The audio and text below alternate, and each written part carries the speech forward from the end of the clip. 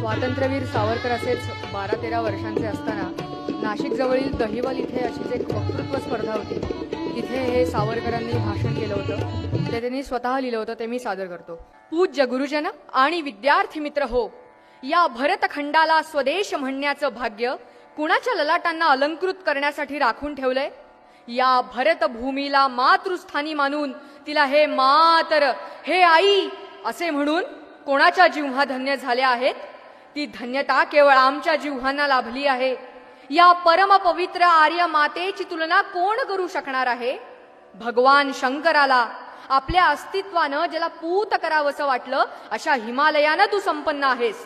नर्मदा आणि सिंधू, ब्रह्मपुत्रा आणि यमुना, कृष्णा आणि कावेरी यांच्या रूपानं हे भूमी माते तू तुझ्या लाडक्या लेकरांसाठी स्वर्गीय पयसुधेचे अखंड उघ सोडिले आहेस.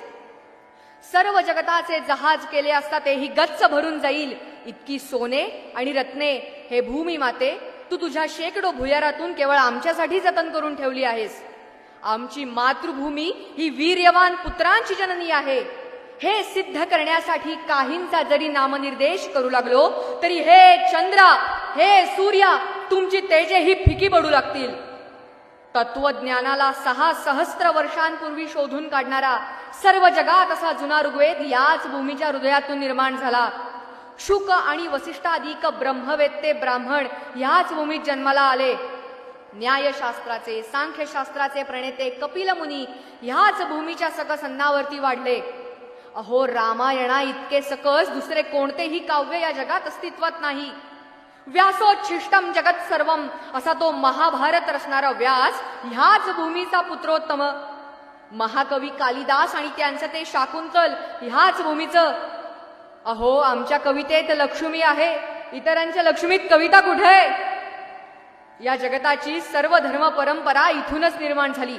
त्यामुळे सर्व धर्मीयांनी या भूमी मातेला विनम्रपणानं वंदन केलं पाहिजे.